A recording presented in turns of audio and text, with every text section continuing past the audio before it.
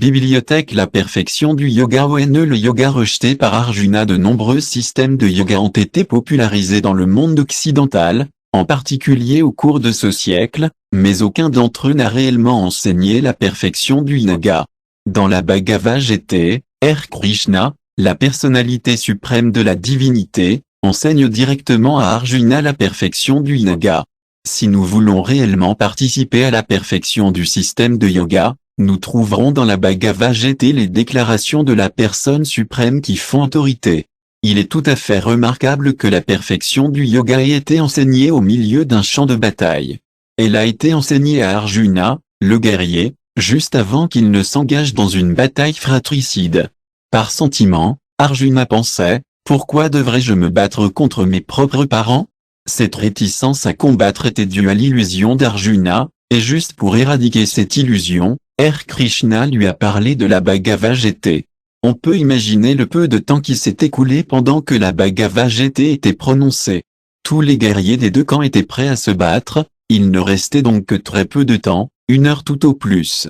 Durant cette heure, toute la Bhagavad Gita fut discutée et R. Krishna exposa à son ami Arjuna la perfection de tous les systèmes de yoga. À la fin de ce grand discours, Arjuna mit de côté ses réticences et se battit. Cependant, au cours du discours, lorsqu'Arjuna a entendu l'explication du système de méditation du yoga, comment s'asseoir, comment garder le corps droit, comment garder les yeux mi-clos et comment regarder le bout du nez sans détourner son attention, tout cela étant fait dans un endroit isolé, seul, il a répondu, ô accent circonflexe Madhusudana, le système de yoga que tu as résumé me semble impraticable et insupportable, car le mental est agité et instable. BG 6.33, c'est important.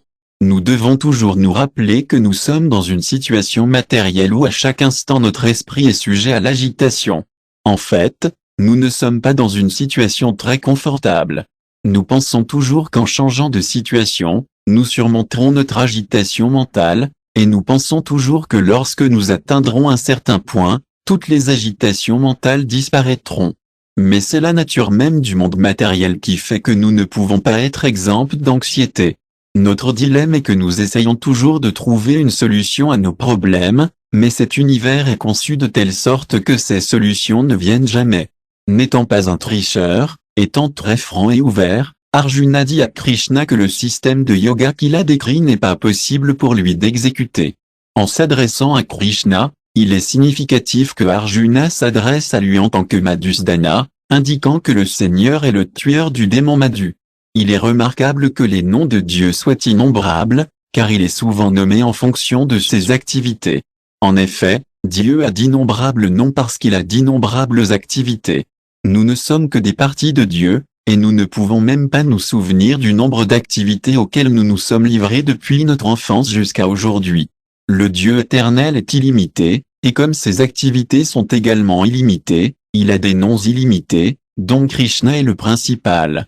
Alors pourquoi Arjuna s'adresse-t-il à lui en tant que Madhusudana alors qu'en tant qu'ami de Krishna, il pourrait s'adresser à lui directement en tant que Krishna? La réponse est qu'Arjuna considère son esprit comme un grand démon, tel que le démon Madhu. S'il était possible pour Krishna de tuer ce démon qu'est le mental, Arjuna pourrait alors atteindre la perfection du yoga. Mon esprit est beaucoup plus fort que ce démon Madhu, dit Arjuna. S'il vous plaît, si vous pouviez le tuer, alors il me serait possible d'exécuter ce système de yoga. Même l'esprit d'un grand homme comme Arjuna est toujours agité. Comme le dit Arjuna lui-même, car le mental est agité, turbulent, obstiné et très fort, ô accent circonflexe Krishna, et le maîtriser est, me semble-t-il, plus difficile que de contrôler le vent. BG 6.34, c'est un fait que l'esprit nous dit toujours d'aller ici, d'aller là, de faire ceci, de faire cela, il nous dit toujours dans quelle direction tourner. La somme et la substance du système de yoga consiste donc à contrôler l'esprit agité. Dans le système de yoga méditatif, le mental est contrôlé en se concentrant sur la surâme, c'est le but même du yoga. Mais Arjuna dit qu'il est plus difficile de contrôler ce mental que d'empêcher le vent de souffler. On peut imaginer un homme tendant les bras pour essayer d'arrêter un ouragan. Devons-nous supposer qu'Arjuna n'est tout simplement pas suffisamment qualifié pour contrôler son esprit? En réalité, Nous ne pouvons pas commencer à comprendre les immenses qualifications d'Arjuna. Après tout, il était un ami personnel de la personnalité suprême de la divinité. Il s'agit là d'une position très élevée, qui ne peut être atteinte par une personne dépourvue de grandes qualifications. En outre, Arjuna était réputé pour être un grand guerrier et un grand administrateur. Il était si intelligent qu'il pouvait comprendre la Bhagavad Gita en 1 heure, alors qu'à l'heure actuelle, de grands érudits ne peuvent même pas la comprendre au cours d'une vie. Pourtant, Arjuna pensait qu'il lui était tout simplement impossible de contrôler son esprit. Devons-nous donc supposer que ce qui était impossible pour Arjuna à un âge plus avancé est possible pour nous à notre époque dégénérée? Nous ne devrions pas penser un seul instant que nous sommes dans la même catégorie qu'Arjuna. Nous sommes 1000 fois inférieurs.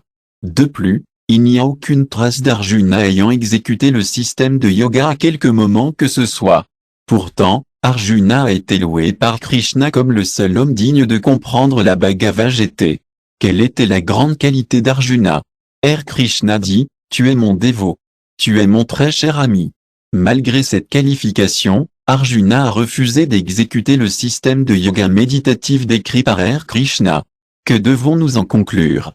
Devons-nous désespérer que l'esprit puisse jamais être contrôlé? Non, il peut être contrôlé, et le processus est cette conscience de Krishna. L'esprit doit toujours être fixé dans Krishna.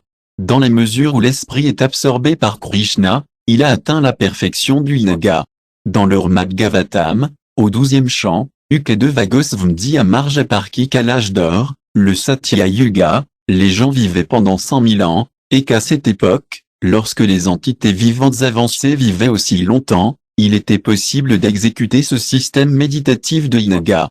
Mais ce qui a été réalisé dans le Satya Yuga par ce processus méditatif, et dans le yuga suivant, le Trayuga, par l'offrande de grands sacrifices, et dans le yuga suivant, le Dvapara Yuga, par l'adoration des temples, serait réalisé à l'heure actuelle, dans ce Kali Yuga, en chantant simplement les noms de Dieu, Harikirtana, Hare Krishna. Des sources autorisées nous apprennent donc que le chant de Hare Krishna, Hare Krishna, Krishna Krishna, Hare Rema, Hare Rema, Rema, Hare est l'incarnation de la perfection du yoga pour cet âge. Aujourd'hui, nous avons beaucoup de mal à vivre 50 ou 60 ans. Un homme peut vivre au maximum 80 ou 100 ans. De plus, ces brèves années sont toujours chargées d'anxiété, de difficultés dues aux circonstances de guerre, de peste, de famine et de tant d'autres perturbations.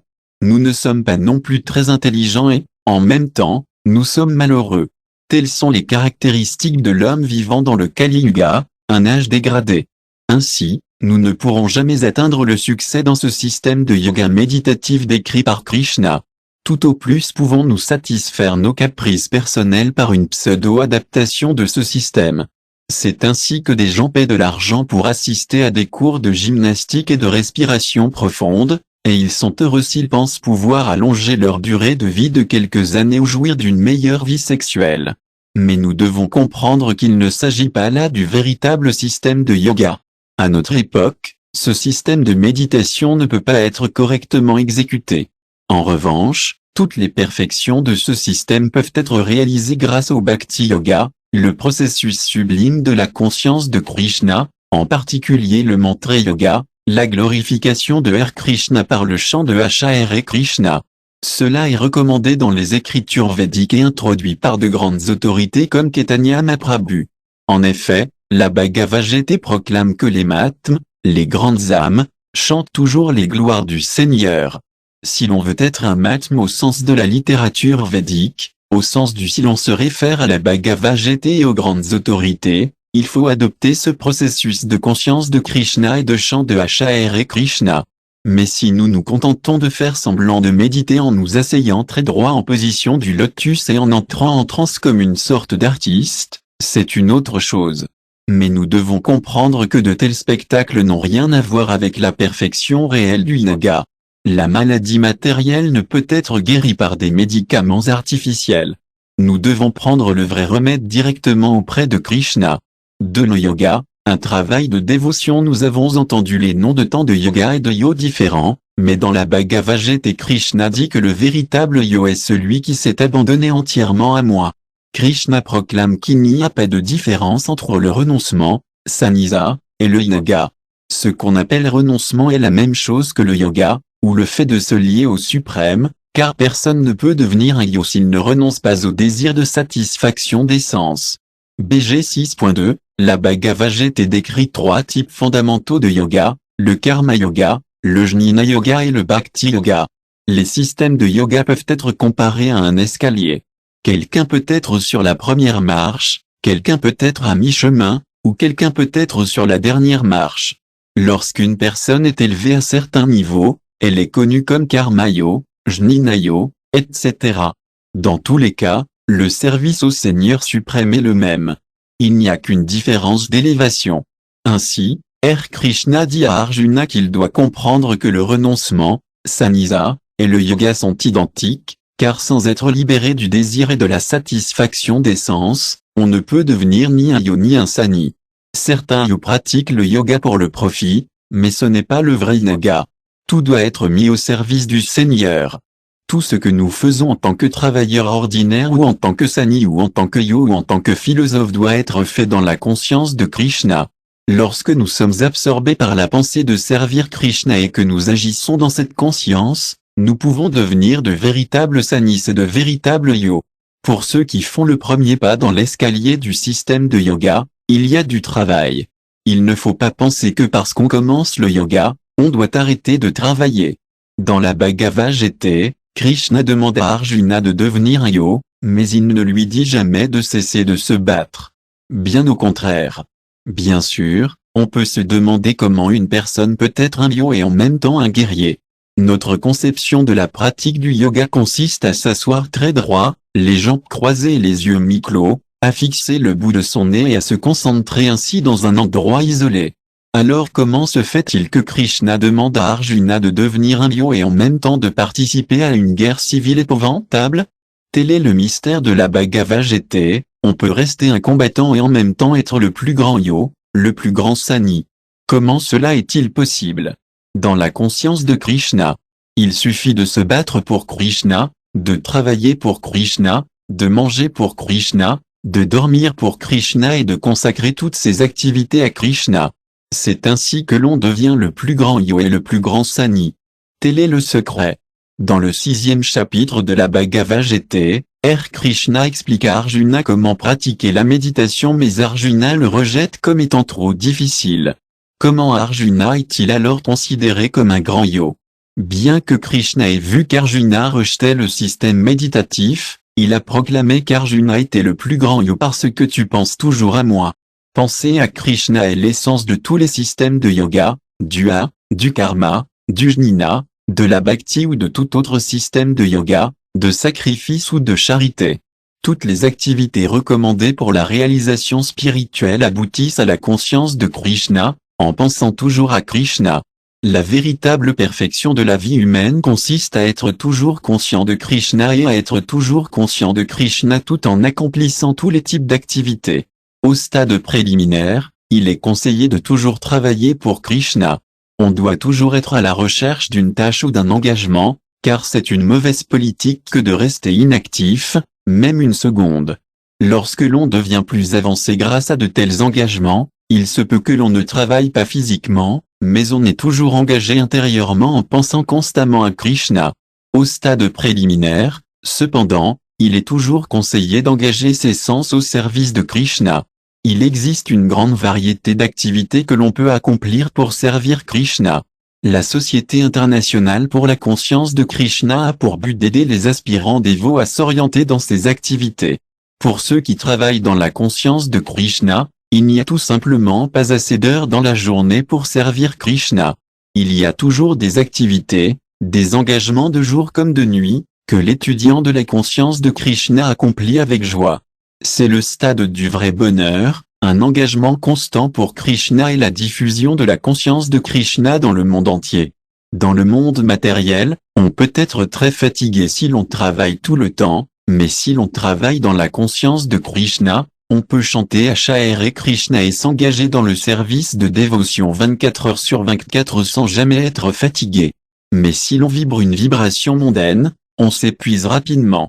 Il n'est pas question de se fatiguer sur la plateforme spirituelle. La plateforme spirituelle est absolue. Dans le monde matériel, tout le monde travaille pour la satisfaction des sens. Les bénéfices de son travail dans le monde matériel sont utilisés pour satisfaire ses sens. Mais un vrai yogi ne désire pas de tels fruits. Il ne désire rien d'autre que Krishna, et Krishna est déjà là. 3. Le yoga comme méditation sur Krishna en Inde. Il existe des lieux sacrés où les yogis se rendent pour méditer dans la solitude, comme le prescrit la Bhagavad Gita.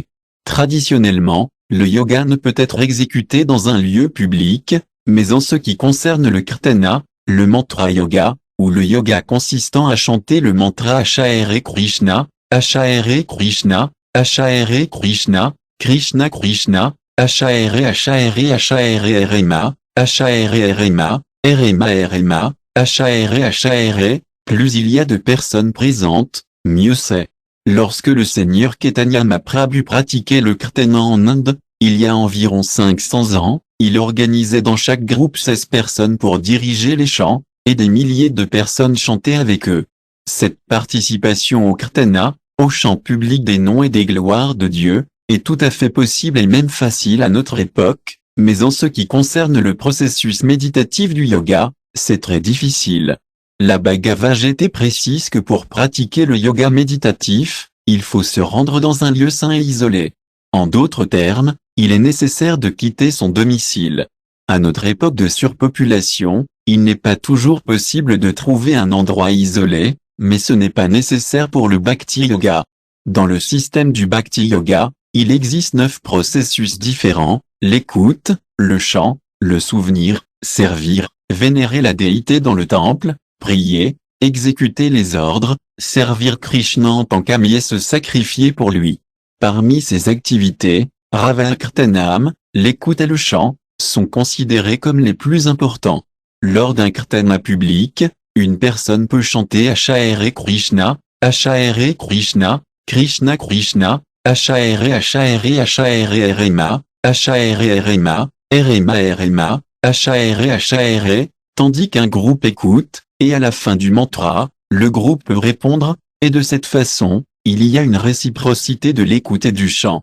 Cette pratique peut facilement être réalisée chez soi, avec un petit groupe d'amis ou avec de nombreuses personnes dans un grand lieu public. On peut essayer de pratiquer le yoga méditatif dans une grande ville ou dans une société, mais il faut comprendre qu'il s'agit de sa propre concoction et non de la méthode recommandée dans la Bhagavad Gita. Tout le processus du système de yoga consiste à se purifier. Et quelle est cette purification? La purification découle de la prise de conscience de l'identité réelle de l'individu. La purification consiste à réaliser que je suis un pur esprit, je ne suis pas cette matière. En raison du contact avec la matière, nous nous identifions à la matière et nous pensons, je suis ce corps. Mais pour pratiquer le vrai yoga, il faut réaliser que sa position constitutionnelle est distincte de la matière. Le but de la recherche d'un endroit isolé et de l'exécution du processus de méditation est de parvenir à cette compréhension. Il n'est pas possible de parvenir à cette compréhension si l'on exécute le processus de manière incorrecte.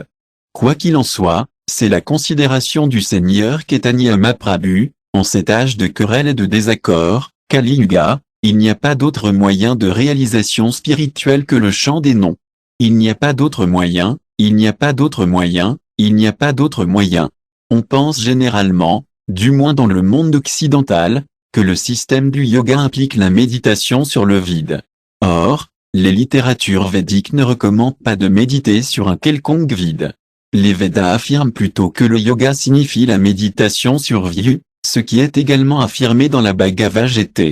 Dans de nombreuses sociétés de yoga, nous constatons que les gens s'assoient les jambes croisées et très droites, puis ferment les yeux pour méditer, et que 50% d'entre eux s'endorment, parce que lorsque nous fermons les yeux et que nous n'avons pas de sujet de contemplation, nous nous endormons tout simplement. Bien sûr, cela n'est pas recommandé par R. Krishna dans Bhagavad Gita. Il faut s'asseoir très droit et ne fermer les yeux qu'à moitié, en regardant le bout de son nez. Si l'on ne suit pas les instructions, le résultat sera le sommeil et rien de plus. Parfois, bien sûr, La méditation se poursuit pendant le sommeil, mais ce n'est pas le processus recommandé pour l'exécution du yoga. Ainsi, pour se maintenir éveillé, Krishna conseille de toujours garder le bout du nez visible. En outre, il faut toujours être tranquille. Si l'esprit est agité ou s'il y a beaucoup d'activités, on ne pourra pas se concentrer. Dans le yoga méditatif, il faut également être dépourvu de peur. Il n'est pas question de peur lorsqu'on entre dans la vie spirituelle. Il faut également être brahmacre, complètement libre de toute vie sexuelle. On ne peut pas non plus exiger de quelqu'un qu'il médite de cette manière. Lorsqu'il n'y a pas d'exigence et que l'on exécute ce système correctement, on peut alors contrôler son esprit. Une fois que l'on a satisfait à toutes les exigences de la méditation, on doit transférer toutes ses pensées à Krishna, ou vu. Il ne s'agit pas de transférer sa pensée vers un espace vide. C'est ainsi que Krishna dit que celui qui est absorbé dans le système de yoga méditatif pense toujours à moi. Le yoga doit évidemment passer par beaucoup de difficultés pour purifier le TM, le mental, le corps et l'âme, mais c'est un fait que cela peut être fait le plus efficacement à notre époque simplement en chantant Hare Krishna, Hare Krishna, Krishna Krishna, Hare Rema, Hare Rema, Rema, Hare. Pourquoi en est-il ainsi? Parce que cette vibration sonore transcendantale est indifférente à Krishna. Lorsque nous chantons son nom avec dévotion, Krishna est avec nous, et lorsque Krishna est avec nous, quelle est la possibilité de rester impur? Par conséquent, celui qui est absorbé dans la conscience de Krishna, en chantant les noms de Krishna et en le servant toujours, reçoit le bénéfice de la plus haute forme de yoga. L'avantage est qu'il n'a pas à se donner tout le mal du processus de méditation. C'est la beauté de la conscience de Krishna. Dans le yoga, il est nécessaire de contrôler tous les sens, et lorsque tous les sens sont contrôlés, l'esprit doit être engagé dans la pensée de vue. On devient paisible après avoir ainsi conquis la vie matérielle. Pour celui qui a conquis le mental, la surâme est déjà atteinte, car il a atteint la tranquillité. BG 6.7, ce monde matériel a été comparé à un grand feu de forêt. De même que dans la forêt, le feu peut automatiquement prendre, de même dans ce monde matériel, bien que nous essayions de vivre en paix, il y a toujours une grande conflagration. Il n'est pas possible de vivre en paix dans le monde matériel. Mais pour celui qui est situé de manière transcendante, soit par le système de yoga méditatif, soit par la méthode philosophique empirique, soit par le bhakti yoga, la paix est possible. Toutes les formes de yoga sont destinées à la vie transcendantale, mais la méthode du chant est particulièrement efficace à notre époque. Le kirtana peut durer des heures, sans que l'on se sente fatigué, mais il est difficile de rester assis en position du lotus, parfaitement immobile, pendant plus de quelques minutes. Pourtant, quel que soit le processus, une fois le feu de la vie matérielle éteint, on ne fait pas simplement l'expérience de ce que l'on appelle le vide impersonnel. Au contraire, comme le dit Krishna à Arjuna, on entre dans la demeure suprême. En méditant de cette façon, en contrôlant toujours le corps, le mental et les activités, le mystique transcendantal atteint le royaume de Dieu par la cessation de l'existence matérielle. BG 6.15, la demeure de Krishna n'est pas vide. Elle est comme un établissement, et dans un établissement il y a une variété d'engagements. Le yogi réussit atteint en fait le royaume de Dieu, où il y a une variété spirituelle. Les processus de yoga sont simplement des moyens de s'élever pour entrer dans cette demeure. En réalité, nous appartenons à cette demeure, mais comme nous l'oublions, nous sommes placés dans ce monde matériel. Tout comme un fou devient fou et est placé dans un asile d'aliénés, de même, en perdant de vue notre identité spirituelle, nous devenons fous et sommes placés dans ce monde matériel. Le monde matériel est donc une sorte d'asile d'aliénés, et nous pouvons facilement remarquer que rien n'y est fait de manière très saine. Notre véritable affaire est d'en sortir et d'entrer dans le royaume de Dieu. Dans la Bhagavad Gita, Krishna donne des informations sur ce royaume et donne également des instructions sur sa position et notre position, sur ce qu'il est et ce que nous sommes. Toutes les informations nécessaires sont exposées dans la Bhagavad Gita, et un homme sain d'esprit tirera profit de cette connaissance. 4. Le yoga comme contrôle du corps et de l'esprit. Tout au long de la Bhagavad Gita, Krishna a encouragé Arjuna à se battre, car il était un guerrier et le combat était son devoir. Bien que Krishna décrive le système de yoga méditatif dans le 6e chapitre, il n'insiste pas sur ce système et n'encourage pas Arjuna à en faire sa voie. Krishna admet que ce processus de méditation est très difficile. Le Seigneur béni dit, ô accent circonflexe fils de Cain au bras puissant, il est sans doute très difficile de réfréner l'esprit agité, mais c'est possible par une pratique constante et par le détachement. BG 6.35, ici, Krishna met l'accent sur la pratique et le renoncement comme moyen de contrôler l'esprit. Mais en quoi consiste ce renoncement? Aujourd'hui, il ne nous est guère possible de renoncer à quoi que ce soit, tant nous sommes habitués à une grande variété de plaisirs matériels. Bien que nous menions une vie de plaisirs incontrôlés, nous assistons à des cours de yoga et nous nous attendons à réussir. Il y a tant de règles et de règlements à respecter pour pratiquer correctement le yoga, et la plupart d'entre nous peuvent difficilement renoncer à une habitude aussi simple que le tabagisme. Dans son discours sur le système de yoga méditatif, Krishna proclame que le yoga ne peut être pratiqué correctement par quelqu'un qui mange trop pour pas assez. Celui qui se prive de nourriture ne peut pas pratiquer correctement le yoga. La personne qui mange plus que nécessaire ne le peut pas non plus. L'alimentation doit être modérée, juste ce qu'il faut pour maintenir le corps et l'esprit ensemble. Elle ne doit pas être un plaisir pour la langue. Lorsque des plats appétissants se présentent à nous, nous avons l'habitude de prendre non pas une seule préparation, mais 2, 3 et 4, et plus encore. Notre langue n'est jamais satisfaite. Mais il n'est pas rare en Inde de voir un yo ne prendre qu'une petite cuillère de riz par jour et rien de plus. Il n'est pas non plus possible d'appliquer le système de yoga méditatif si l'on dort trop ou si l'on ne dort pas suffisamment. Krishna ne dit pas qu'il existe un sommeil sans rêve. Dès que nous nous endormons, nous faisons un rêve, même si nous ne nous en souvenons pas. Dans la GT, Krishna avertit que celui qui rêve trop pendant son sommeil ne peut pas exécuter correctement le yoga. Il ne faut pas dormir plus de 6 heures par jour. De même, une personne souffrant d'insomnie, qui ne peut pas dormir la nuit, ne peut pas non plus pratiquer le yoga avec succès, car le corps doit être maintenu en forme. C'est ainsi que Krishna énonce de nombreuses exigences pour discipliner le corps. Toutes ces exigences, cependant, peuvent être ramenées à 4 règles fondamentales: pas de relations sexuelles illicites, pas d'intoxication, pas de consommation de viande et pas de jeu d'argent. Ce sont les 4 règles minimales pour l'exécution de tout système de yoga. Et à notre époque, qui peut s'abstenir de ces activités? Nous devons nous tester en conséquence pour vérifier notre succès dans l'exécution du yoga.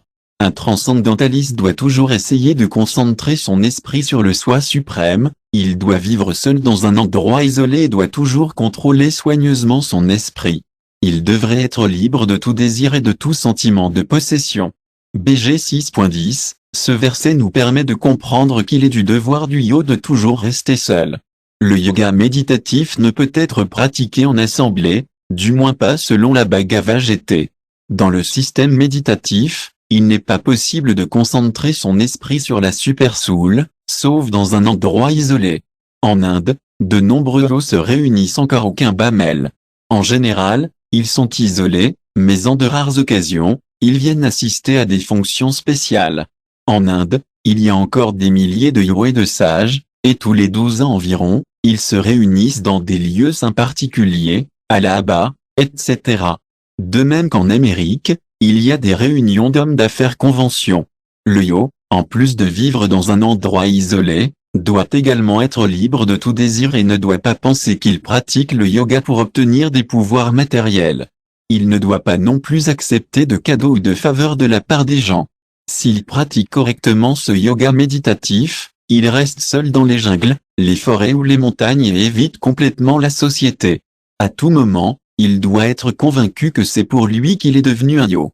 Il ne se considère pas comme seul car le Paramatma, super-soul, est toujours avec lui. Nous pouvons donc constater que dans la civilisation moderne, il est très difficile d'exécuter correctement cette forme méditative du yoga. La civilisation contemporaine de cet âge de Kali a en effet rendu impossible la solitude, l'absence de désir et l'absence de possession. La méthode d'exécution du yoga méditatif est expliquée en détail par Krishna à Arjuna.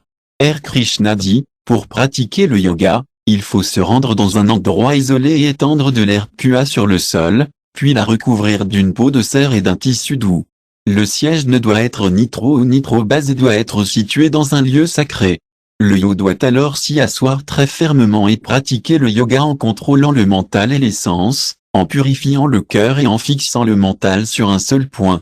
BG 6.11 au 12, en général, Léo s'assoit sur une peau de tigre ou de cerf, car les reptiles ne rampent pas sur ces peaux pour perturber leur méditation. Il semble que dans la création de Dieu, il y ait une utilisation pour chaque chose. Chaque herbe et chaque plante a son utilité et remplit une certaine fonction, même si nous ne la connaissons pas. Ainsi, dans la Bhagavad Gita, Krishna a pris des dispositions pour que le yo n'ait pas à se soucier des serpents.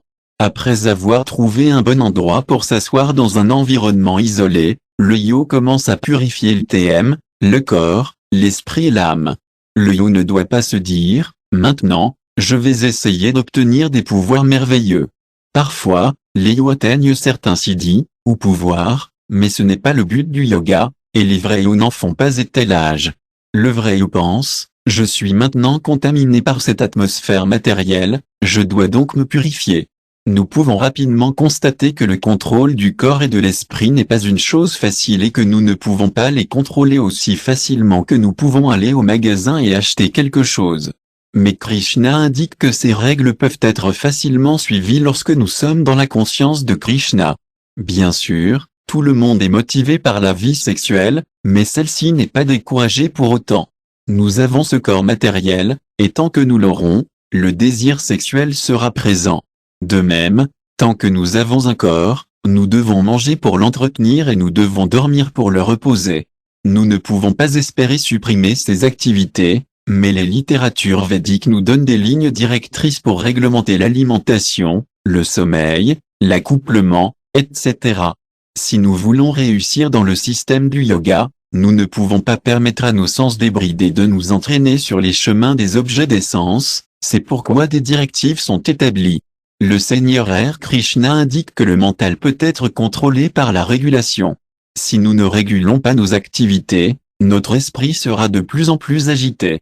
Il ne s'agit pas d'arrêter les activités, mais de les réguler par un esprit toujours engagé dans la conscience de Krishna. Le fait d'être toujours engagé dans une activité liée à Krishna est le véritable sandhi. Ce n'est pas parce qu'une personne est en sandhi qu'elle ne mange pas, ne travaille pas, ne dort pas et ne s'amuse pas d'une manière ou d'une autre. On peut plutôt définir le sandhi comme l'exécution d'activités réglementées tout en étant absorbé par la pensée de Krishna. Pour celui dont l'esprit est débridé, dit encore Krishna, la réalisation de soi est un travail difficile. BG 6.36, chacun sait qu'un cheval débridé est dangereux à monter. Il peut aller dans n'importe quelle direction, à n'importe quelle vitesse, et son cavalier risque de se blesser. Dans la mesure où l'esprit est débridé, Krishna est d'accord avec Arjuna dit que le système du yoga est un travail très difficile. Mais, ajoute Krishna, celui dont l'esprit est contrôlé et qui s'efforce d'utiliser les bons moyens est assuré de réussir. C'est là mon jugement. BG 6.36, qu'entend-on par s'efforcer par les bons moyens? Il faut essayer de suivre les 4 principes régulateurs de base mentionnés et exécuter ces activités en étant absorbé par la conscience de Krishna. Si quelqu'un veut faire du yoga chez lui, il doit s'assurer que ses autres engagements sont modérés. Il ne peut pas passer de longues heures de la journée à travailler dur pour simplement gagner sa vie. Il faut travailler très modérément, manger très modérément, satisfaire les sens très modérément et garder sa vie aussi exempte d'anxiété que possible. C'est ainsi que la pratique du yoga peut être couronnée de succès. Quel est le signe par lequel nous pouvons dire que quelqu'un a atteint la perfection dans le yoga? Krishna indique qu'une personne est située dans le yoga lorsque sa conscience est complètement sous son contrôle. Lorsque le yo, par la pratique du yoga, discipline ses activités mentales et se situe dans la transcendance, dépourvu de tout désir matériel, on dit qu'il a atteint le yoga. BG 6.18, celui qui a atteint le yoga ne dépend pas des dictats de son mental, au contraire, le mental est sous son contrôle. Le mental n'est pas non plus éteint, car c'est l'affaire du yo de penser à Krishna, ou Vyu, en permanence. Le yo ne peut pas permettre à son esprit de sortir. Cela peut sembler très difficile, mais c'est possible dans la conscience de Krishna. Lorsque l'on est toujours engagé dans la conscience de Krishna, au service de Krishna, comment est-il possible que l'esprit s'éloigne de Krishna? Dans le au service de Krishna, le mental est automatiquement contrôlé. Le yo ne doit pas non plus avoir le moindre désir de satisfaction matérielle. Si quelqu'un est dans la conscience de Krishna, il n'a pas d'autre désir que Krishna. Il n'est pas possible de devenir sans désir. Le désir de satisfaction des sens doit être surmonté par le processus de purification, mais le désir de Krishna doit être cultivé. Il s'agit simplement de transférer le désir. Il n'est pas question de tuer le désir, car le désir est le compagnon constant de l'entité vivante. La conscience de Krishna est le processus par lequel on purifie ses désirs. Au lieu de désirer tant de choses pour la satisfaction des sens, on désire simplement des choses au service de Krishna. Par exemple, nous pouvons désirer une nourriture appétissante, mais au lieu de préparer des aliments pour nous-mêmes, nous pouvons les préparer pour Krishna et les lui offrir. Ce n'est pas que l'action soit différente, mais il y a un transfert de conscience de la pensée d'agir pour mes sens à la pensée d'agir pour Krishna. Nous pouvons préparer de bons produits laitiers, légumes, céréales, fruits et autres plats végétariens pour Krishna et les lui offrir, en priant. Ce corps matériel est une masse d'ignorance et les sens sont un réseau de chemins menant à la mort. De tous les sens, la langue est le plus vorace et le plus difficile à contrôler. Il est très difficile de conquérir la langue dans ce monde, c'est pourquoi Krishna nous a donné ce prasada, cette nourriture spirituelle, pour conquérir la langue. Prenons donc ce prasada à notre pleine satisfaction et glorifions leur Seigneurie RRRDH et Krishna et, dans l'amour, appelons à l'aide le Seigneur Chaitanya et Nityananda Prabhu. De cette façon, notre karma est sacrifié, car dès le début, nous pensons que la nourriture est offerte à Krishna. Nous ne devrions pas avoir de désir personnel pour la nourriture. Cependant, Krishna est si miséricordieux qu'il nous donne la nourriture à manger. C'est ainsi que notre désir est comblé. Lorsque quelqu'un a modelé sa vie de cette façon, en faisant coïncider ses désirs avec ceux de Krishna, il faut comprendre qu'il a atteint la perfection en matière de yoga. Le simple fait de respirer profondément et de faire quelques exercices n'est pas du yoga au sens de la Bhagavad. Une purification complète de la conscience est nécessaire. Dans l'exécution du yoga, il est très important que l'esprit ne soit pas agité.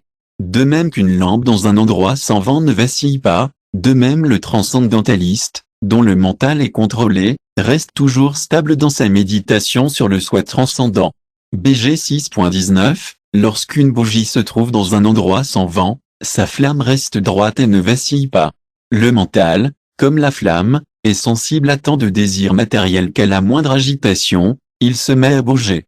Un petit mouvement de l'esprit peut modifier toute la conscience. C'est pourquoi, en Inde, une personne pratiquant sérieusement le yoga restait traditionnellement brahmacre, ou célibataire. Il existe deux sortes de brahmacres, l'un est complètement célibataire et l'autre est gasta brahmacre, c'est-à-dire qu'il a une femme, qu'il ne fréquente aucune autre femme et que ses relations avec sa propre femme sont strictement réglementées. De cette façon, que ce soit par un célibat complet ou par une vie sexuelle restreinte, l'esprit de l'individu est préservé de toute agitation. C'est pourquoi, en Inde, ceux qui pratiquent le yoga traditionnel en faisant strictement vœu de célibat ne sont pas autorisés à s'asseoir seuls, même avec leur mère, leur sœur ou leur fille. L'esprit est si inconstant que la moindre suggestion peut causer des dégâts. Le yoga doit entraîner son esprit de telle sorte que dès qu'il s'éloigne de la méditation sur vue, il l'y ramène. Cela demande beaucoup de pratique. Il faut arriver à savoir que son vrai bonheur est d'expérimenter le plaisir de ses sens transcendantaux, et non des sens matériels. Les sens ne doivent pas être sacrifiés, ni les désirs, mais il y a à la fois des désirs et des satisfactions sensorielles dans la sphère spirituelle. Le vrai bonheur est transcendantal par rapport à l'expérience matérielle et sensuelle. Si quelqu'un n'est pas convaincu de cela, il sera sûrement agité et tombera. Il faut donc savoir que le bonheur que l'on essaie de tirer des sens matériels n'est pas vraiment le bonheur. Ceux qui sont réellement des jouissent vraiment, mais comment jouissent-ils? Ramantyoginwanant, leur plaisir est illimité, ce plaisir illimité est le vrai bonheur, et ce bonheur est spirituel et non matériel. Telle est la véritable signification de RMA, comme dans le chant HARERMA. RMA signifie la jouissance par la vie spirituelle. La vie spirituelle est tout le plaisir, et Krishna est tout le plaisir. Nous n'avons pas à sacrifier le plaisir, mais nous devons en profiter correctement. Un homme malade ne peut pas jouir de la vie, la jouissance de la vie est une fausse jouissance. Mais lorsqu'il est guéri et en bonne santé, il est alors capable de jouir. De même, tant que nous sommes dans la conception matérielle de la vie, nous ne nous réjouissons pas vraiment, mais nous sommes simplement de plus en plus empêtrés dans la nature matérielle. Si un homme malade n'est pas censé manger, le fait qu'il mange sans restriction le tue. De même, plus nous augmentons les plaisirs matériels, plus nous nous empêtrons dans ce monde, et plus il devient difficile de se libérer de l'emprise matérielle. Tous les systèmes de yoga ont pour but de libérer l'âme conditionnée de ce piège, de la faire passer de la fausse jouissance des choses matérielles à la jouissance réelle de la conscience de Krishna. Krishna dit, au stade de perfection appelé transe, ou sandhi, l'esprit est complètement détourné des activités mentales matérielles par la pratique du yoga. Cela se caractérise par la capacité de voir le soi par l'esprit pur et de se délecter et se réjouir du soi. Dans cet état de joie, on se trouve dans un bonheur transcendantal illimité et on jouit de soi-même grâce à des sens transcendants. Ainsi établi, on ne s'éloigne jamais de la vérité, et après avoir obtenu cela, on pense qu'il n'y a pas de plus grand gain. Dans une telle position, on n'est jamais ébranlé, même au milieu des plus grandes difficultés. Il s'agit là d'une véritable libération de toutes les misères découlant du contact avec la matière. BG 6.20-23, une forme de yoga peut être difficile et une autre peut être facile, mais dans tous les cas, il faut purifier son existence jusqu'à la conception de la jouissance consciente de Krishna. C'est alors que l'on sera heureux. On dit d'une personne qu'elle a atteint le yoga lorsque, ayant renoncé à tous les désirs matériels, elle n'agit pas pour la satisfaction des sens et ne s'engage pas dans des activités fructueuses. L'homme doit s'élever par son propre esprit, et non se dégrader. Le mental est l'ami de l'âme conditionnée, mais aussi son ennemi. BG 6.4-5, nous devons nous élever nous-mêmes au niveau spirituel. En ce sens, je suis mon propre ami et je suis mon propre ennemi. L'opportunité est la nôtre. Il y a un très beau vers de Kakyapeta, personne n'est l'ami de personne, personne n'est l'ennemi de personne. Ce n'est que par le comportement que l'on peut comprendre qui est son ami et qui est son ennemi. Personne ne n'est notre ennemi, et personne ne n'est notre ami. Ces rôles sont déterminés par le comportement mutuel. De même que nous avons des relations avec les autres dans les affaires courantes, de même l'individu a des relations avec lui-même. Je peux agir en tant qu'ami ou en tant qu'ennemi. En tant qu'ami, je peux comprendre ma position d'âme spirituelle et, voyant que d'une manière ou d'une autre je suis entré en contact avec la nature matérielle, essayer de me libérer de l'enchevêtrement matériel en agissant de manière à me désenchevêtrer. Dans ce cas, je suis mon ami. Mais si, même après avoir eu cette opportunité, je ne la saisis pas, alors je devrais être considéré comme mon pire ennemi. Pour celui qui a conquis le mental est le meilleur des amis, mais pour celui qui n'a pas réussi à le faire, son mental même sera le plus grand ennemi. BG 6.6, comment peut-on devenir son propre ami? C'est ce qui est expliqué ici. TM signifie esprit, corps et âme. Lorsque nous parlons TM, dans la mesure où nous sommes dans la conception corporelle, nous nous référons au corps. Cependant, lorsque nous transcendons la conception corporelle et que nous nous élevons sur la plateforme mentale, TM fait référence à l'esprit. Mais en réalité, lorsque nous nous trouvons sur la plateforme véritablement spirituelle, TM se réfère à l'âme. En réalité, nous sommes un pur esprit. Ainsi, le sens du mot TM varie en fonction du développement spirituel de chacun. Selon le dictionnaire védique Nirukti, TM désigne le corps, l'esprit et l'âme. Cependant, dans ce verset de la Bhagavad Gita, TM se réfère à l'esprit. Si, grâce au yoga, l'esprit peut être entraîné, alors l'esprit est notre ami. Mais si l'esprit n'est pas entraîné, il n'y a aucune possibilité de mener une vie réussie. Pour celui qui n'a aucune idée de la vie spirituelle, l'esprit est l'ennemi. Si quelqu'un pense qu'il n'est que le corps, son esprit ne travaillera pas pour son bien, il agira simplement pour servir le corps grossier et pour conditionner davantage l'entité vivante et l'enfermer dans la nature matérielle. En revanche, si l'on comprend que l'on est une âme spirituelle indépendante du corps, le mental peut être un facteur de libération. En soi, l'esprit n'a rien à faire, il attend simplement d'être entraîné, et c'est par l'association qu'il est le mieux entraîné. Le désir est la fonction de l'esprit, et l'on désire en fonction de son association. Ainsi, pour que l'esprit agisse comme un ami, il doit y avoir une bonne association. La meilleure association est celle d'un sadhu, c'est-à-dire d'une personne consciente de Krishna ou d'une personne qui s'efforce d'atteindre la réalisation spirituelle. Il y a ceux qui s'efforcent d'obtenir des choses temporaires, ASAT. La matière et le corps sont temporaires, et si quelqu'un ne s'engage que pour le plaisir corporel, il est conditionné par des choses temporaires. Mais s'il s'engage dans la réalisation de soi, alors il s'engage dans quelque chose de permanent, SAT. Il est évident que si quelqu'un est intelligent, il s'associera à ceux qui essaient de s'élever à la plateforme de la réalisation de soi par le biais de l'une des diverses formes de yoga. Le résultat sera que ceux qui sont sadhus, ou réalisés, seront en mesure de rompre leur attachement à l'association matérielle. C'est là le grand avantage d'une bonne association. Par exemple, Krishna parle de la Bhagavad Gita à Arjuna juste pour couper son attachement à cette affection matérielle. Parce qu'Arjuna est attiré par des choses qui l'empêchent d'accomplir son propre devoir, Krishna coupe ces choses. Pour couper quelque chose, il faut un instrument tranchant, et pour couper l'esprit de ses attachements, il faut souvent des mots tranchants. Le sadhu ou enseignant ne fait preuve d'aucune pitié en utilisant des mots tranchants pour couper l'esprit de l'étudiant de ses attraits matériels. En disant la vérité sans compromis, il est capable de rompre l'esclavage. Par exemple, au tout début de la Bhagavad Gita, Krishna s'adresse vivement à Arjuna en lui disant que bien qu'il parle comme un homme érudit, il est en fait l'imbécile numéro 1. Si nous voulons vraiment nous détacher de ce monde matériel, nous devons être prêts à accepter des paroles aussi tranchantes de la part de notre maître spirituel.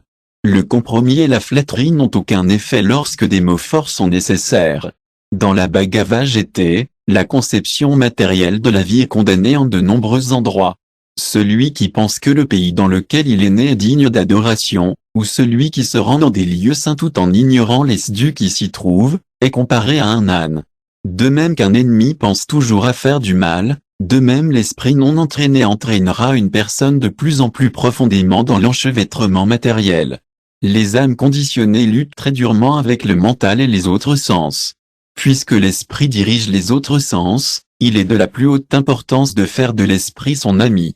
Pour celui qui a conquis le mental, la surâme est déjà atteinte, car il a atteint la tranquillité.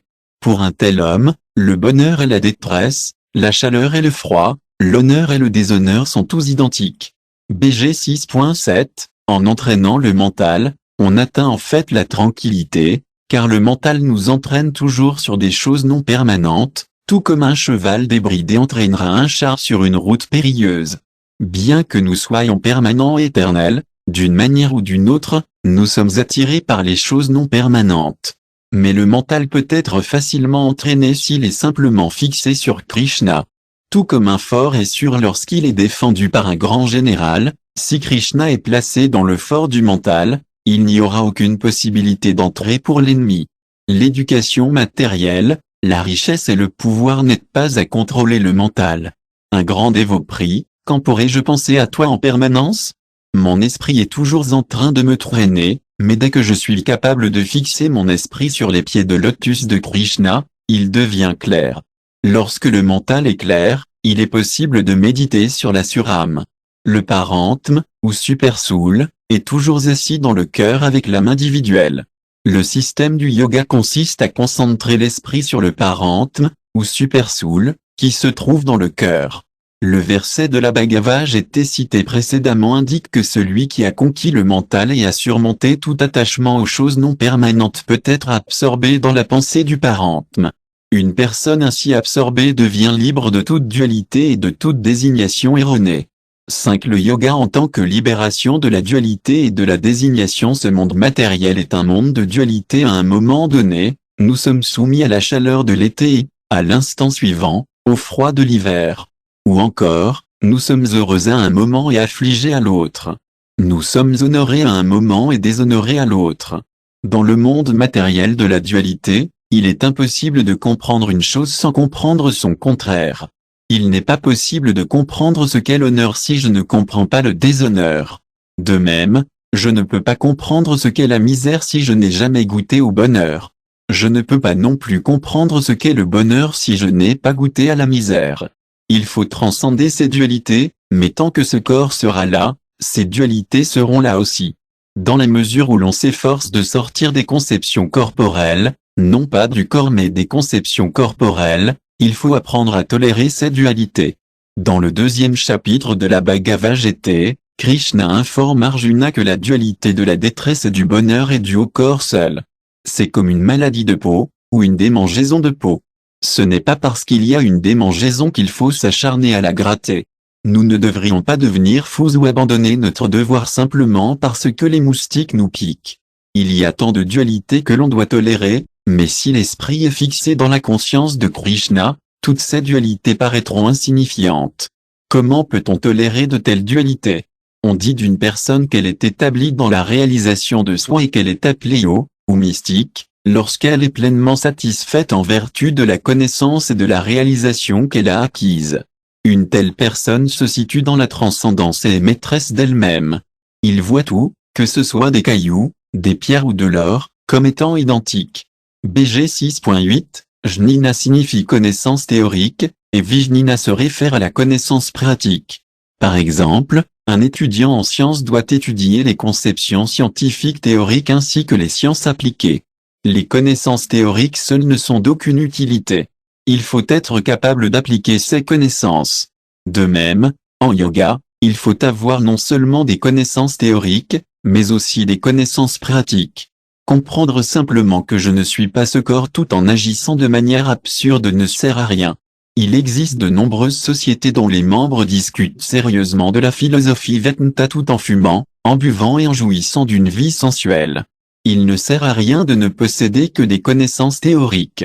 Cette connaissance doit être démontrée. Celui qui comprend vraiment que je ne suis pas ce corps réduira ses besoins corporels au minimum. Si l'on augmente les exigences du corps tout en pensant je ne suis pas ce corps, à quoi sert cette connaissance? Une personne ne peut être satisfaite que lorsque Jnana et Vijnana coexistent. Lorsqu'une personne se situe au niveau pratique de la réalisation spirituelle, il faut comprendre qu'elle se situe en fait dans le yoga. Il ne s'agit pas de continuer à assister à des cours de yoga tout en restant le même tout au long de sa vie, il doit y avoir une réalisation pratique. Et quel est le signe de cette réalisation pratique? L'esprit sera calme et tranquille et ne sera plus agité par l'attraction du monde matériel. Ainsi maîtrisé, on n'est pas attiré par l'éclat de la matière et on voit tout, cailloux, pierre ou or, de la même façon. Dans la matière dans notre civilisation, tant d'objets sont produits pour satisfaire les sens. Ces choses sont produites sous la bannière du progrès matériel. Celui qui se situe dans le yoga voit cet attirail comme autant d'ordures dans la rue. D'ailleurs, on dit d'une personne qu'elle est encore plus avancée lorsqu'elle considère tout le monde, le bienfaiteur honnête, les amis et les ennemis, l'envieux, le pieux, le pécheur et ceux qui sont indifférents et impartiaux, avec un esprit égal. BG 6.9, il y a différentes sortes d'amis. Il y a le su, qui est par nature bienveillant et qui désire toujours le bien-être de quelqu'un. Mitra désigne un ami ordinaire, et Utsna est celui qui est neutre. Dans ce monde matériel, quelqu'un peut être mon bienfaiteur, mon ami ou n'être ni ami ni ennemi, mais neutre. Quelqu'un d'autre peut servir de médiateur entre moi et mes ennemis, et dans ce verset, il est appelé Madhyasta. On peut aussi considérer quelqu'un comme pieux et un autre comme pécheur selon ses propres calculs. Mais lorsqu'on se situe dans la transcendance, tous ces éléments, amis, ennemis ou autres, cessent d'exister. Lorsque l'on devient réellement érudit, on ne voit ni ennemi ni ami, car en réalité personne n'est mon ennemi, personne n'est mon ami, personne n'est mon père, personne n'est ma mère, etc. Nous sommes tout simplement des entités vivantes jouant sur une scène dans la robe du père, de la mère, des enfants, de l'ami, de l'ennemi, du pécheur et du saint, etc. C'est comme un grand drame avec de nombreux personnages jouant leur rôle. Cependant, sur la scène, une personne peut être un ennemi ou autre, mais en dehors de la scène, tous les acteurs sont des amis. De même, avec ces corps, Nous jouons sur la scène de la nature matérielle et nous nous attribuons tant de désignations les uns et aux autres. Je peux penser, c'est mon fils, mais en réalité, je ne peux pas engendrer de fils. Ce n'est pas possible. À la limite, je ne peux engendrer qu'un corps. Aucun homme n'a le pouvoir d'engendrer une entité vivante. Il n'est pas possible d'engendrer une entité vivante par le simple fait d'avoir des rapports sexuels. L'entité vivante doit être placée dans l'émulsification des sécrétions. Tel est le verdict de Durmabhagavatam. Ainsi, toutes les relations multiples entre les corps ne sont que des jeux de scène. Celui qui est réellement réalisé et qui a atteint le yoga ne voit plus ces distinctions corporelles. Si le destin du yogi n'a pas réussi, ce n'est pas que la Bhagavad Gita rejette le processus du yoga méditatif, elle le reconnaît comme une méthode de bonne foi, mais elle indique en outre qu'il n'est pas possible à notre époque. Ainsi, le sujet du 6e chapitre de la Bhagavad Gita est rapidement abandonné par R. Krishna et Arjuna. Arjuna demande ensuite, quelle est la destination de l'homme de foi qui ne persévère pas, qui au début s'engage dans le processus de réalisation de soi mais qui par la suite abandonne à cause de la mondanité et n'atteint donc pas la perfection dans le mysticisme? BG 6.37, en d'autres termes, il demande ce qu'il advient du yogi qui n'a pas réussi, ou de la personne qui tente de pratiquer le yoga mais qui, d'une manière ou d'une autre, abandonne et ne réussit pas. C'est un peu comme un étudiant qui n'obtient pas son diplôme parce qu'il abandonne l'école. Ailleurs dans la GT, R. Krishna fait remarquer à Arjuna que parmi beaucoup d'hommes, peu s'efforcent d'atteindre la perfection, et que parmi ceux qui s'efforcent d'atteindre la perfection, seuls quelques-uns y parviennent. Arjuna s'interroge donc sur le grand nombre d'échecs. Même si un homme à la fois il s'efforce d'atteindre la perfection dans le système du yoga, Arjuna fait remarquer qu'il pourrait ne pas atteindre cette perfection en raison de son esprit mondain. Ô Krishna au bras puissant, poursuit Arjuna, un tel homme, détourné de la voie de la transcendance, ne périt-il pas comme un nuage déchiré, sans position dans aucune sphère? BG 6.38, lorsqu'un nuage est déchiré par le vent, il ne se recompose pas. C'est mon doute, ô accent circonflexe Krishna, et je te demande de le dissiper complètement. Si ce n'est toi-même, il n'y a personne qui puisse détruire ce doute. BG 6.39, Arjuna pose cette question sur le sort des yo infructueux afin qu'à l'avenir les gens ne soient pas découragés. Par yo, Arjuna fait référence aux ayo, jnanayo et bhaktiyo, ce n'est pas que la méditation soit la seule forme de yoga. Le méditant, le philosophe et le dévot sont tous à considérer comme des yo. Arjuna s'interroge pour tous ceux qui tentent de devenir des transcendantalistes accomplis. Et comment R. Krishna lui répond-il? Ici, comme en de nombreux autres endroits de la GT, R. Krishna est appelé Bhagavan. Il s'agit d'un autre des innombrables noms du Seigneur. Bhagavan indique que Krishna est le propriétaire de 6 opulences, il possède toute beauté, toute richesse, tout pouvoir, toute renommée, toute connaissance et tout renoncement. Les entités vivantes participent à ces opulences à des degrés finis. On peut être célèbre dans une famille, dans une ville, dans un pays ou sur une planète, mais personne n'est célèbre dans toute la création, comme l'ère Krishna. Les dirigeants du monde peuvent être célèbres pendant quelques années seulement, mais le Seigneur R. Krishna est apparu il y a 5000 ans et est toujours vénéré. Ainsi, celui qui possède ces 6 opulences dans leur intégralité est considéré comme Dieu. Dans la Bhagavad Gita, Krishna s'adresse à Arjuna en tant que personnalité suprême de la divinité, et en tant que tel, il faut comprendre qu'il possède une connaissance complète. La Bhagavad Gita a été transmise au dieu soleil et à Arjuna par Krishna, mais il n'est mentionné nulle part que la Bhagavad Gita a été transmise à Krishna. Pourquoi? La connaissance complète signifie qu'il connaît tout ce qui doit être connu. C'est un attribut de Dieu seul. Comme Krishna sait tout, Arjuna lui pose la question du sort des yo qui n'ont pas réussi. Arjuna n'a aucune possibilité de rechercher la vérité. Il doit simplement recevoir la vérité d'une source complète, et c'est le système de la succession disciplique. Krishna est complet, et la connaissance qui vient de Krishna est également complète. Si Arjuna reçoit cette connaissance complète et que nous la recevons d'Arjuna telle qu'elle lui a été communiquée, alors nous recevons également une connaissance complète. Et quelle est cette connaissance? Le Seigneur béni a dit, fils de PTH, Un transcendentaliste engagé dans des activités propices ne rencontre la destruction ni en ce monde ni dans le monde spirituel. Celui qui fait le bien, mon ami, n'est jamais vaincu par le mal. BG 6.40, Krishna indique ici que le fait de s'efforcer d'atteindre la perfection en matière de yoga est une tentative des plus propices. Lorsque quelqu'un tente quelque chose d'aussi favorable, il n'est jamais dégradé. En fait, Arjuna pose une question très pertinente et intelligente. Il n'est pas rare que l'on tombe de la plateforme du service de dévotion. Il arrive qu'un dévot néophyte ne respecte pas les règles et les règlements. Parfois, il cède à l'ivresse ou se laisse piéger par des attraits féminins. Ce sont des obstacles sur le chemin de la perfection du yoga. Mère Krishna donne une réponse encourageante, car il dit à Arjuna que même si quelqu'un cultive sincèrement seulement 1% de connaissances spirituelles, il ne tombera jamais dans le tourbillon matériel. Cela est dû à la sincérité de son effort. Il faut toujours comprendre que nous sommes faibles et que l'énergie matérielle est très forte. Adopter la vie spirituelle, c'est plus ou moins déclarer la guerre à l'énergie matérielle.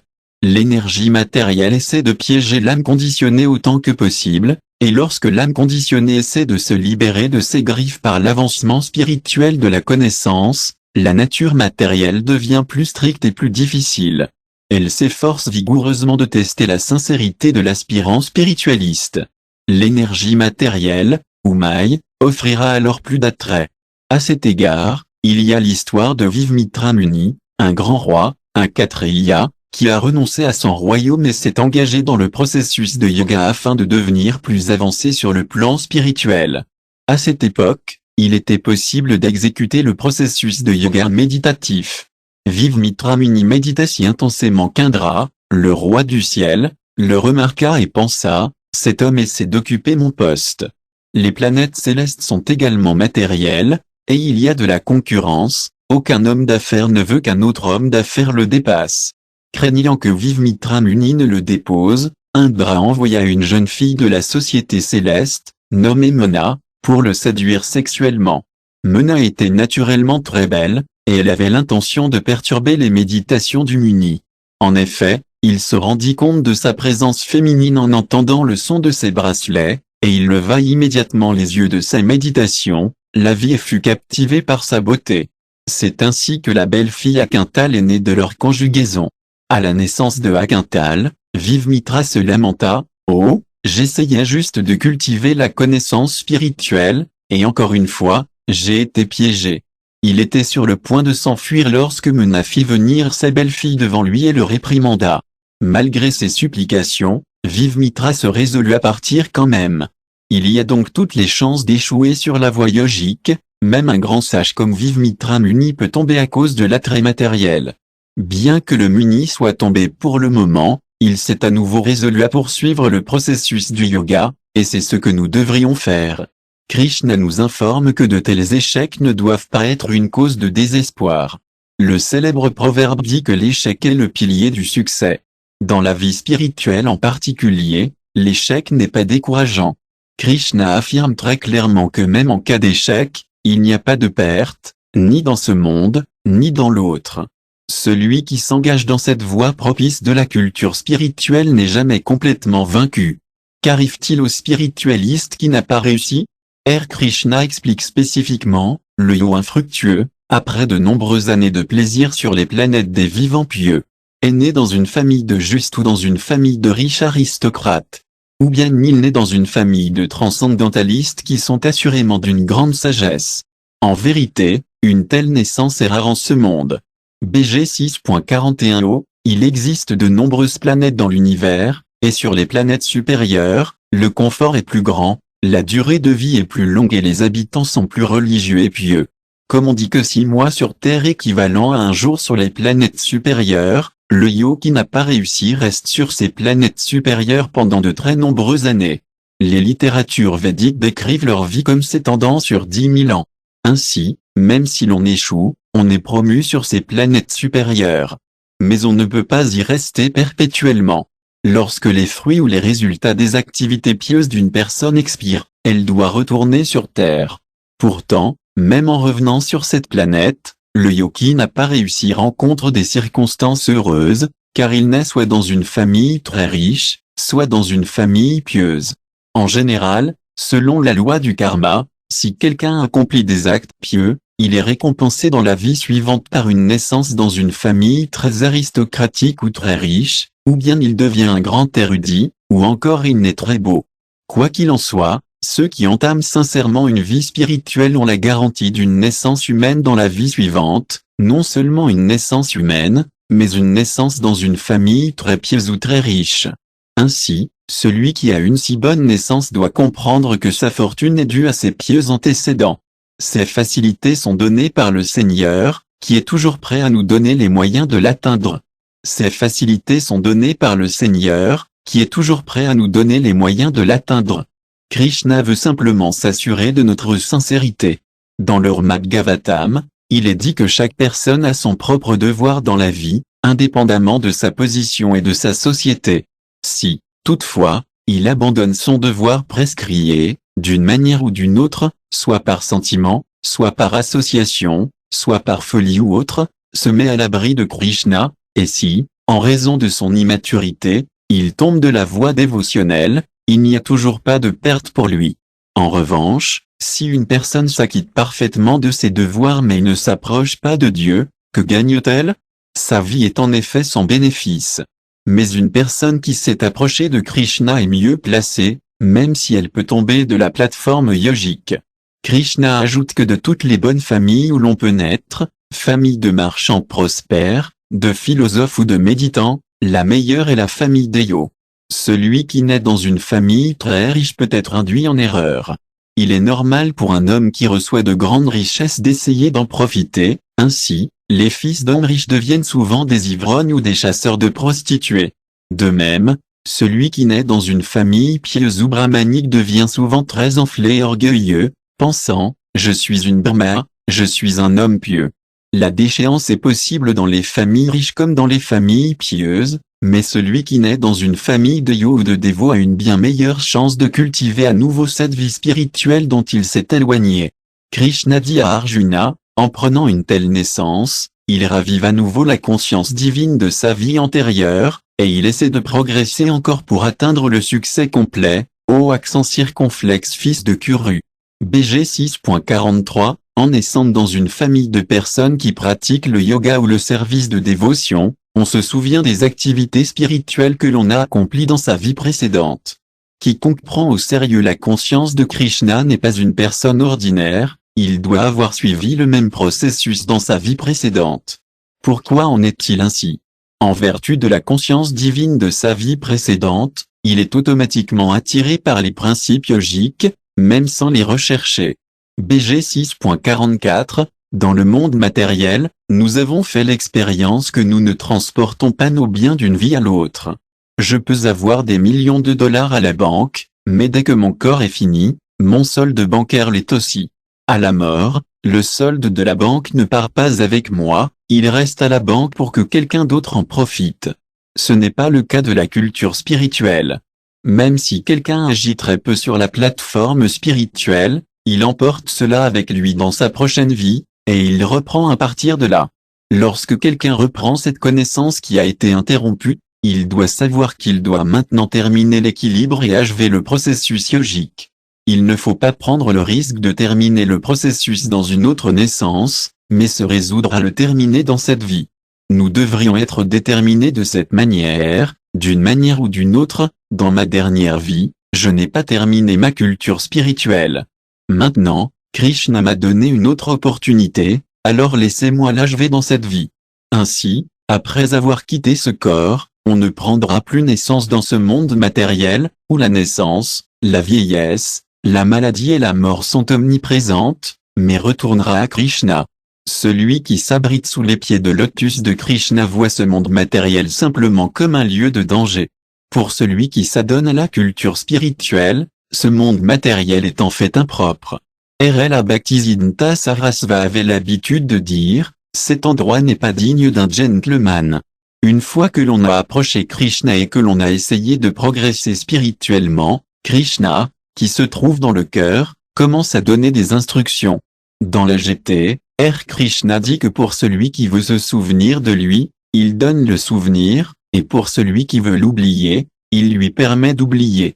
C'est le yoga comme rétablissement des relations avec Krishna. Nous avons souvent entendu parler du système de yoga.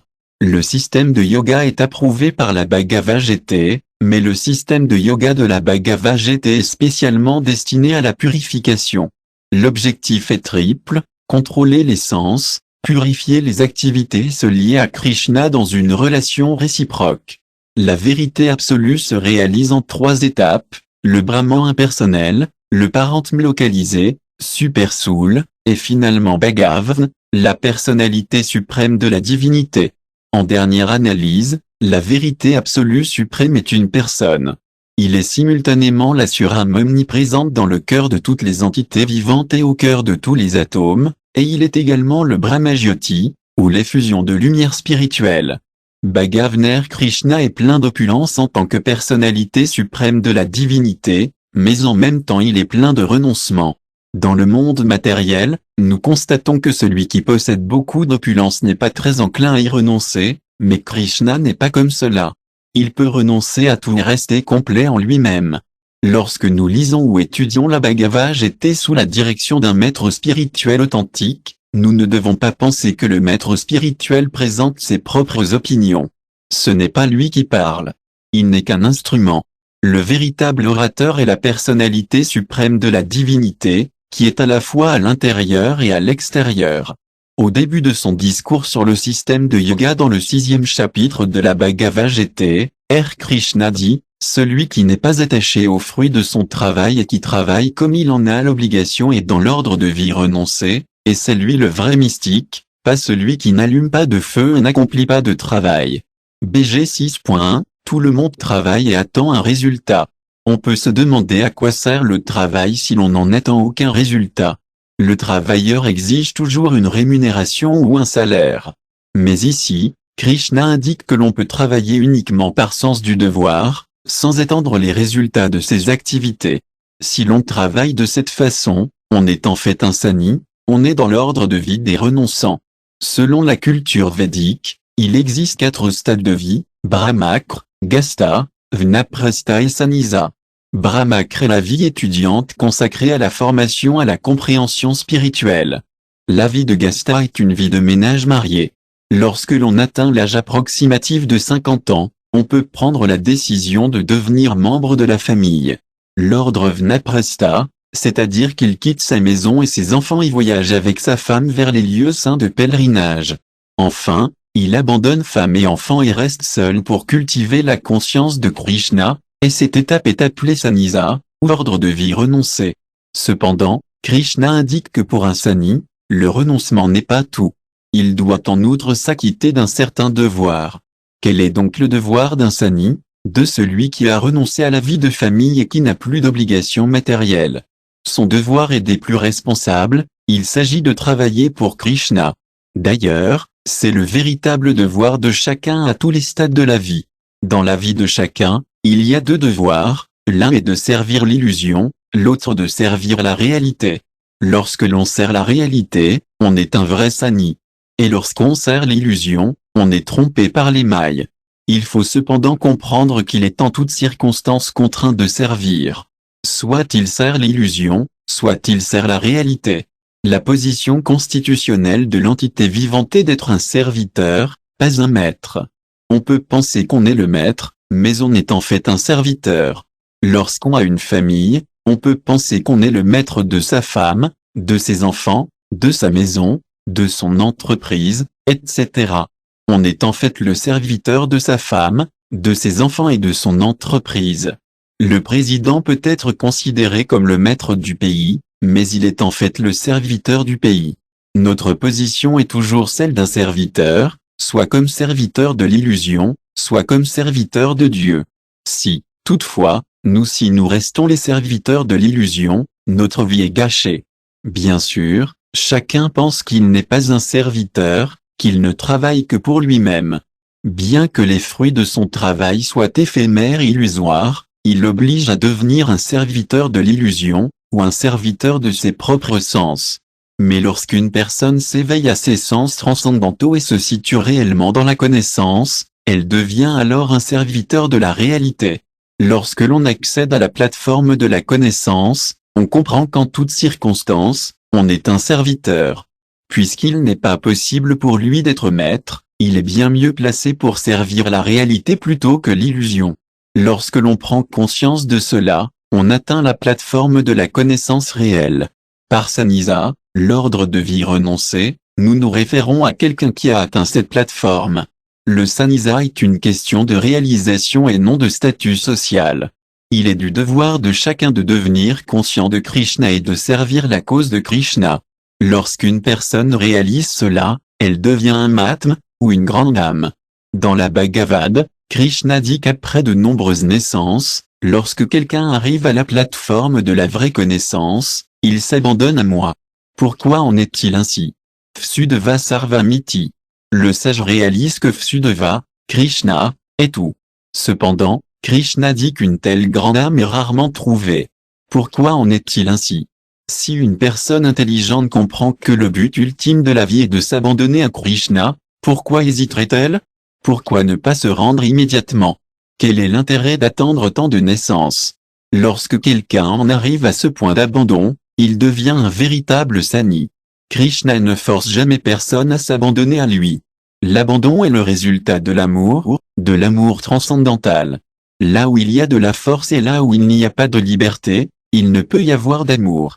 Lorsqu'une mère aime son enfant, elle n'est pas forcée de le faire, et elle ne le fait pas dans l'attente d'un salaire ou d'une rémunération. De la même manière, nous pouvons aimer le Seigneur suprême de bien des façons, nous pouvons l'aimer comme maître, comme ami, comme enfant ou comme mari. Il existe 5 rasas, ou relations, fondamentales dans lesquelles nous sommes éternellement liés à Dieu. Lorsque nous avons atteint le stade de la connaissance libérée, nous pouvons comprendre que notre relation avec le Seigneur s'inscrit dans un rasa particulier. Cette plateforme est appelée Svarpa-Siddhi, ou véritable réalisation de soi. Chacun entretient une relation éternelle avec le Seigneur, que ce soit en tant que maître et serviteur, ami et ami, parent et enfant, mari et femme, ou amant et bien-aimé. Ces relations sont éternellement présentes. Tout le processus de réalisation spirituelle et la perfection actuelle du yoga consiste à raviver notre conscience de cette relation. Actuellement, notre relation avec le Seigneur suprême est reflétée de manière pervertie dans ce monde matériel. Dans le monde matériel, la relation entre maître et serviteur est basée sur l'argent, la force ou l'exploitation. Il n'est pas question de service par amour. La relation entre le maître et le serviteur, reflétée de manière perverse, ne dure que tant que le maître peut payer le serviteur. Dès que le paiement cesse, la relation cesse également. De même, dans le monde matériel, il peut y avoir une relation entre amis, mais dès qu'il y a un léger désaccord, l'amitié se brise et l'ami devient un ennemi. Lorsqu'il y a une divergence d'opinion entre un fils et ses parents, le fils quitte la maison et la relation est rompue. Il en va de même pour le mari et la femme, une légère divergence d'opinion et c'est le divorce. Aucune relation dans ce monde matériel n'est réelle ou éternelle. Nous devons toujours nous rappeler que ces relations éphémères ne sont que des reflets pervertis de la relation éternelle que nous entretenons avec la personnalité suprême de la divinité. Nous savons par expérience que le reflet d'un objet dans un verre n'est pas réel. Il peut sembler réel, mais lorsque nous le touchons, nous nous apercevons qu'il n'y a que du verre. Nous devons comprendre que ces relations d'amitié, de parents, d'enfants, de maîtres, de serviteurs, de maris, de femmes ou d'amants ne sont que des reflets de la relation que nous entretenons avec Dieu. Lorsque nous parvenons à cette plateforme de compréhension, nous sommes alors parfaits dans la connaissance. Lorsque cette connaissance arrive, nous commençons à comprendre que nous sommes les serviteurs de Krishna et que nous avons une relation d'amour éternelle avec lui. Dans cette relation d'amour, il n'est pas question de rémunération, mais il y a bien sûr une rémunération, et elle est bien plus importante que tout ce que nous gagnons ici en rendant service. La rémunération de Hare Krishna est illimitée. À ce propos, il y a l'histoire de Bali-Marj, un roi très puissant qui a conquis un certain nombre de planètes. Les habitants des planètes célestes demandèrent au Seigneur suprême de les sauver, car ils avaient été conquis par le roi démoniaque Bali-Marja.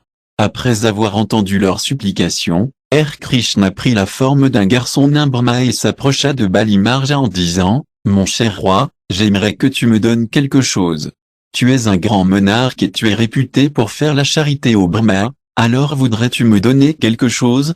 Bali Marja a dit, je te donnerai ce que tu veux.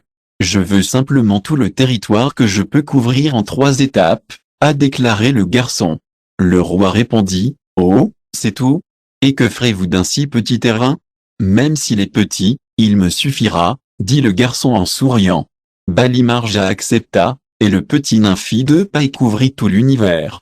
Il demanda alors à Bali Marja où il allait faire son 3e pas, et Bali Marja, comprenant que le Seigneur suprême lui témoignait à sa faveur, répondit, mon cher Seigneur, j'ai maintenant tout perdu.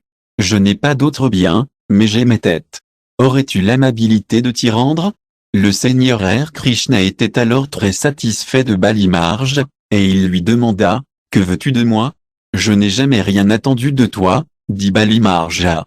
Mais je comprends que tu voulais quelque chose de moi, et maintenant je t'ai tout offert. Oui, dit le Seigneur, mais de mon côté, j'ai quelque chose à te proposer. Je resterai toujours un serviteur porteur d'ordre à votre cour. Le Seigneur devint ainsi le portier de Bali Marja, et ce fut son retour. Si nous offrons quelque chose au Seigneur, il nous le rend des millions de fois. Mais il ne faut pas s'attendre à cela. Le Seigneur est toujours désireux de rendre le service de son serviteur.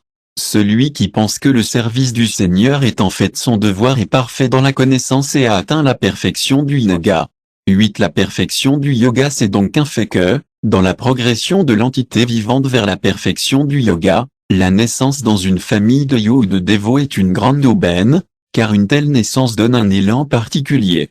Mais lorsque le yo s'engage avec un effort sincère à faire de nouveaux progrès, en étant lavé de toutes les contaminations, alors finalement, après de très nombreuses naissances de pratique, il atteint le but suprême. BG 6.45, lorsqu'une personne est finalement libérée de toutes les contaminations, elle atteint la perfection suprême du système de yoga, la conscience de Krishna. L'absorption en Krishna est le stade parfait, comme le confirme Krishna lui-même, après de nombreuses naissances et morts, celui qui est réellement dans la connaissance s'abandonne à moi, sachant que je suis la cause de toutes les causes et de tout ce qui est. Une telle grande âme est très rare. BG 7.19, ainsi, après de nombreuses vies d'activités pieuses, lorsqu'on est libéré de toutes les contaminations provenant des dualités illusoires, on s'engage dans le service transcendantal du Seigneur. R. Krishna conclut ainsi son discours sur ce sujet, et de tous les yos, celui qui demeure toujours en moi avec une grande foi, me vénérant dans un service d'amour transcendantal, est le plus intimement uni à moi dans le yoga et est le plus élevé de tous. BG 6.47, il s'ensuit que l'apogée de tous les yogas réside dans le Bhakti Yoga, le service de dévotion à Krishna. En fait, tous les yogas décrits dans la Bhagavad Gita se terminent sur cette note, car Krishna est la destination ultime de tous les systèmes de yoga. Du début du Karma Yoga à la fin du Bhakti Yoga, le chemin vers la réalisation de soi est long. Le Karma Yoga, sans résultat fructueux, est le début de ce chemin. Lorsque le Karma Yoga s'enrichit de connaissances et de renoncement, on parle de Jnana Yoga, ou yoga de la connaissance. Lorsque le Jnana Yoga se développe en méditation sur la surâme par différents processus physiques, et que l'esprit est sur lui, on l'appelle Agya Yoga. Et lorsqu'on dépasse l'Agya Yoga et qu'on en vient à adorer la personnalité suprême de la divinité, Krishna, c'est ce qu'on appelle le Bhakti Yoga, l'apogée. En fait, le Bhakti Yoga est le but ultime, mais pour analyser minutieusement le Bhakti Yoga, il faut comprendre les autres processus. Le yogi est progressif et donc sur le vrai chemin de la bonne fortune éternelle. Celui qui s'en tient à un point particulier et ne progresse pas davantage est appelé par ce nom particulier, Karmayo, Jnanayo, Dinayo, Ergiayo, Ayo, etc. Mais si l'on a la chance d'atteindre le Bhakti Yoga, la conscience de Krishna, il faut comprendre que l'on a dépassé tous les autres systèmes de yoga. La conscience de Krishna est le dernier maillon de la chaîne yogique, le maillon qui nous lie à la personne suprême, le Seigneur R. Krishna. Sans ce dernier maillon, la chaîne est pratiquement inutile. Ceux qui sont vraiment intéressés par la perfection du processus de yoga devraient immédiatement adopter la conscience de Krishna en chantant Asha R. Krishna, En comprenant la Bhagavad Gita et en rendant service à Krishna à travers cette société pour la conscience de Krishna et ainsi dépasser tous les autres systèmes et atteindre le but ultime de tout le yoga, l'amour de Krishna.